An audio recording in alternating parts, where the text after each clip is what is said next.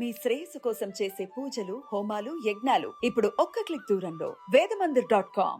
ఓం గం గణపతియే నమః. స్వర్ణలక్ష్మి నమస్తే అస్తు. పరబ్రహ్మ స్వరూపిణి రాజ్యం దేహి ధనం దేహి సర్వకామాంచ దేహి మే. 12 రాసుల వారికి లక్ష్మి, స్వర్ణలక్ష్మి అమ్మవారి యొక్క కృపా కటాక్షం వలన ప్రతి ఒక్కళ్ళకి ఆత్మజ్ఞానం కలిగి ఉండాలి. తద్వారా ప్రతి నిమిషం ప్రతి సందర్భంలోనూ సంతోషంగా ఉత్సాహంగా ఉండే విధంగా అమ్మవారికి అందరినీ ఆశీర్వదించాలని, అంతేకాకుండా రాజ్యం దేహి, మన అందరికీ మంచి పదవి, ఉన్నతమైన స్థితి, ఒక అధికారం, దర్పం అన్ని కలిగించాలని, దానితో పాటు స్వర్ణలక్ష్మి అమ్మవారు ప్రతి ఒక్కరికి ధన ప్రవాహాన్ని కలిగించాలని, ఫైనల్ గా సర్వకామాంచ దేహిమే, మనం అనుకున్న ప్రతి కోరిక కూడాను ఇమ్మీడియట్ గా తక్షణమే అమ్మవారు మనకి నెరవేర్చాలని చెప్పేసి అమ్మవారు ప్రార్థన చేస్తూ, గణపతిని కూడా మనం చేసే ప్రతి దానిలోనూ మనకి బుద్ధి సిద్ధి, చక్కటి విజయాన్ని, ఒక మంచి వివేకాన్ని కలిగించాలని, సత్ డెసిషన్స్, మంచి నిర్ణయాలు తీసుకునే విధంగా మనకి గణపతి మనకి కృప ఉండాలని చెప్పేసి ప్రార్థన చేస్తూ, మనం ఈ రోజు టాపిక్ చూసుకుంటే సూర్యుడు వృషభ రాశి నుంచి మిథున రాశిలోకి మారుతూ ఉన్నారు. దీనిని మనకి మిథున సంక్రమణ అంటారు. అంటే ఇది 12 రోజులు ఉంటుంది ఈ సంక్రమణ. మనకి మకర సంక్రమణ, మకర రాశి ఎలానో ప్రతి నెల ఒక్కొక్క సంక్రమణ వస్తుంది. ఇప్పుడు రాబోయే సంక్రమణ మిథున సంక్రమణ అంటారు. ఇది 30 రోజులు ఉంటుంది. 15వ తారీఖు జూన్ నుంచి జూలై 15 వరకు ఉంటుంది. ఈ 15 రోజులు సూర్యుడు మిథున రాశిలో ఉండటం వలన ఏం జరుగుతుంది 12 రాశుల వారికి అని తెలుసుకున్నాం. అయితే ముఖ్యంగా సూర్యుడు మారటం వల్ల సూర్యుడు ఎలాంటి విషయాల్లో మనకి ప్రభావాన్ని చూపిస్తాడని తెలుసుకుందాం. సూర్యుడు వచ్చేటప్పటికి ముఖ్యంగా 8 రకాలైన అంశాలపైన ప్రభావాన్ని చూపుతూ ఉంటారు. ఒకటి, అందరూ బాగా గుర్తుపెట్టుకోవాల్సింది ఏంటంటే సూర్యుడు ఆత్మకారక అంటారు. అంటే మనకి సెల్ఫ్ కాన్ఫిడెన్స్, మనకి కావాలన్నా స్ట్రెంగ్త్, సోల్, ఆత్మబలం ఉండాలి కానీ సూర్యుడు చక్కగా ఉండాలి. కాబట్టి సూర్యుడు ఆత్మకారకుడు. అలానే రాజ్యకారకుడు, ఒక పదవి రావాలన్నా, గవర్నమెంట్ అథారిటీ, అడ్మినిస్ట్రేషన్ పవర్, వీటన్నీ రావాలన్నా కానీ సూర్యుడు మనకి స్ట్రాంగ్ గా ఉండాలి. అలానే పితృకారకుడు, father related elders, mentors, boss, వీళ్ళందరినీ కూడా మనకి సూర్యుడే రిప్రజెంటేషన్ చేస్తూ ఉంటారు. యశస్సు, కీర్తి ప్రతిష్టలు, గుర్తింపు, కొంతమందికి గుర్తింపు ఉంటుంది ఏ పని చేసినా, కొంతమందికి ఏ పని చేసినా గుర్తింపు అనేది ఉండదు.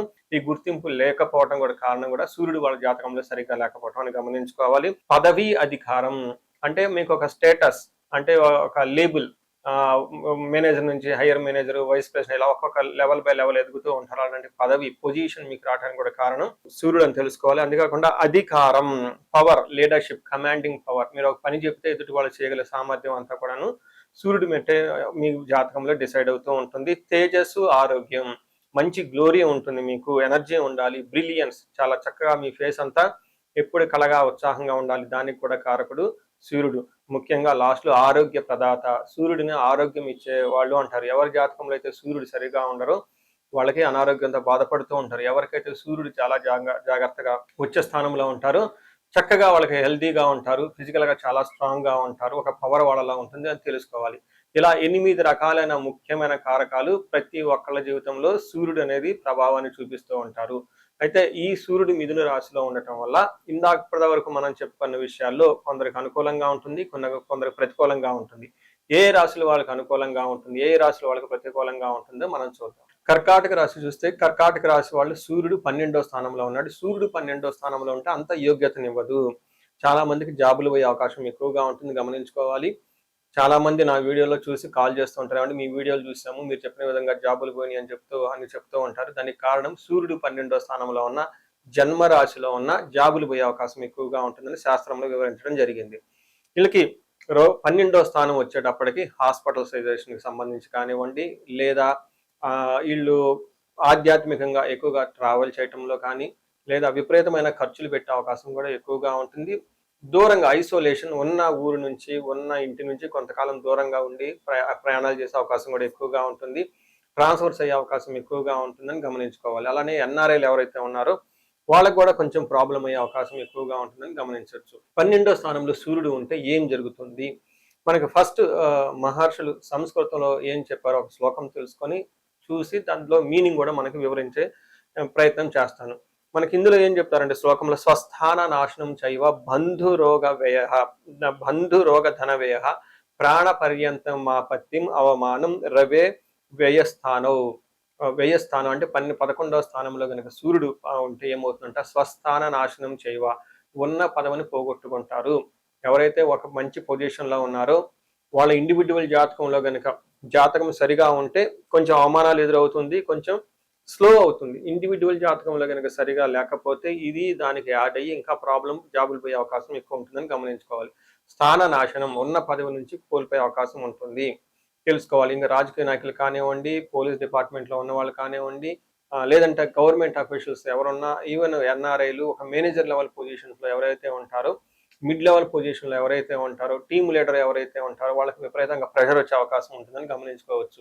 ఎవరైతే ఆన్ ప్లే స్కూల్లో ట్రైనీగా ఉంటూ ఉంటారో కొంతమంది, అలాంటి వాళ్ళు కూడా ఇబ్బందులు పడే అవకాశం ఎక్కువగా ఉంటుంది. డాక్యుమెంటేషన్ వెరిఫికేషన్స్లో కానివ్వండి, బాస్ ద్వారా కానీ చాలా ప్రాబ్లం వచ్చే అవకాశం ఉంటుందని గమనించుకోవచ్చు. అంతేకాకుండా వీళ్ళకి బంధు రోగ ధన వ్యయం, బంధువుల వలన అలానే రోగాల వలన ధనం వ్యయం ఖర్చు అవసరం ఉంటుంది. మీ బంధువుల్లో ఎవరికో ధనం అవసరం అవుతుంది, మీరు వాళ్ళకి హెల్ప్ చేయాలనే ఉద్దేశంతో ముందుకెళ్తారు. ఆ తర్వాత వాళ్ళకి మీకు వచ్చే అవకాశం చాలా తక్కువగా ఉంటుంది. అలానే రోగాల వలన కూడా ధనం ఖర్చు అయ్యే అవకాశం ఉంటుంది. హాస్పిటలైజేషన్కి వెళ్ళటం, అక్కడ విపరీతమైన మందులు, వాటికి ఈ స్కానింగ్ రిపోర్ట్లని, అవని ఇవని మెడిసిన్ విపరీతంగా ధనం ఖర్చు పెట్టాల్సిన అవసరం ఎక్కువగా ఉంటుంది. అంతేకాకుండా ప్రాణ పర్యంతం ఆపత్తిం, మాపత్తిం అంటే ప్రాణాలు పోయే అంత విధంగా ఆపత్తులు ఉంటాయి, తర్వాత ఇబ్బందులు ఉంటాయి అని గమనించుకోవాలి. వీటితో పాటుగా అవమానం, విపరీతమైన అవమానం జరిగే అవకాశం ఉంటుంది. మిత్రవైరం, జ్వరాలు, విచారం వీటితో పాటుగా ఉంటుంది. చూసుకుంటే 12వ స్థానంలో సూర్యుడు ఉండటం వల్ల కొంచెం ఇబ్బందికర పరిస్థితులు ఉంటాయని గమనించుకోవచ్చు. అయితే ఇందులో కొంచెం పాజిటివ్ సైడ్లో కూడా సూర్యుడు వీళ్ళకి 6వ స్థానంలో చూడటం వల్ల, 6వ స్థానంలో సూర్యుడు చూడటం వల్ల మీ యొక్క ధైర్యము, రిస్క్ టేకింగ్ ఎబిలిటీస్, మీలో కరిష్మా చాలా చక్కగా ఉంటుంది. శత్రువులు ఎవరైనా వచ్చినా కానీ మిమ్మల్ని అయితే ఏమీ చేయలేరు, వాళ్ళు అంతే వెళ్ళిపోతూ ఉంటారు. అలానే ఈ హెల్త్కి సంబంధించిన వ్యవహారాలు కూడా చాలా స్ట్రాంగ్గా ఉంటారు. సో హెల్త్కి సంబంధించిన విషయాల్లో స్ట్రాంగ్గా ఉంటారు. శత్రువులు అయితే మిమ్మల్ని ఇబ్బంది పెట్టాలని చూస్తారే కానీ మిమ్మల్ని అయితే ఏమీ చేయలేరని గమనించుకోవాలి.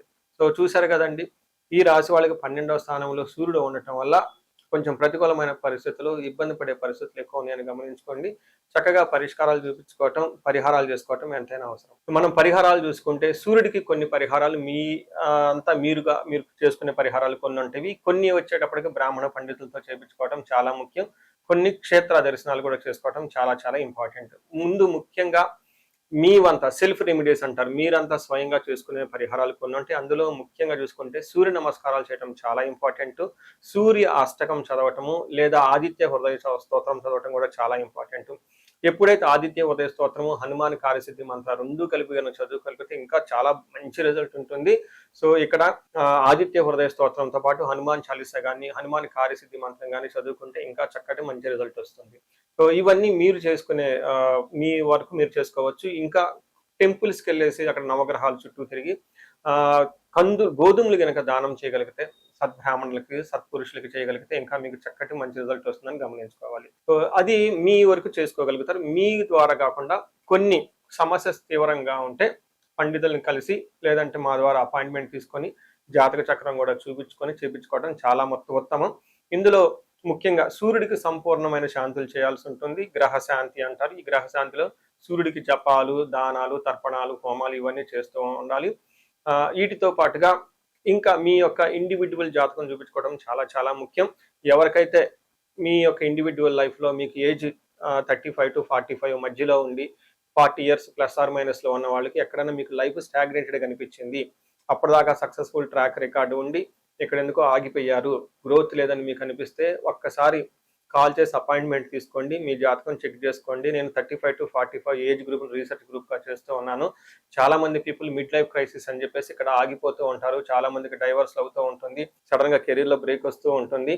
సో ఈ మిడ్ లైఫ్ క్రైసిస్ ని మన ఆస్ట్రాలజీ, వేదిక్ ఆస్ట్రాలజీ ఎలా డీల్ చేస్తుంది, దాంట్లో ఏమేమి ఉంటాయి అని చెప్పి తెలుసుకోవచ్చు. ముఖ్యంగా జ్యోతిష శాస్త్రం ప్రకారం గ్రహ శాంతులు అని ఉంటాయి, గ్రహ దోషాలు అని ఉంటుంది. మీ యొక్క దశలు తెలుసుకొని వీటిల్లో ఏదైనా ఒక గ్రహం దోషం ఉండటం అయితే మీరు స్టాగ్నెంటెడ్ అయిపోతారు. దాన్ని ఎలా బయటకు రావాలని పరిహారాలు తెలుసుకోవాలి.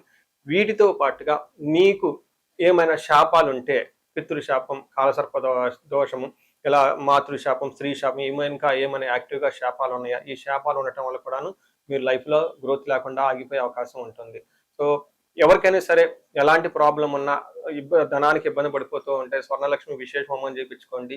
మీకు వీసా స్టాంపింగ్, H1B, లైక్ ఎక్కడన్నా ఉద్యోగంలో ఎక్కడన్నా బ్రేక్లు వచ్చి ఆగిపోతూ ఉన్నా, లేదంటే ఫైనల్ రౌండ్ దాకా వచ్చి మధ్యలో ఎక్కడన్నా ఆగిపోయినా కానీ మీకు ఇలాంటి వాళ్ళకు కూడాను మన్యు పాశుపత అభిషేకము, రుద్రాభిషేకం చేయించుకోవడం చాలా చాలా ఇంపార్టెంట్.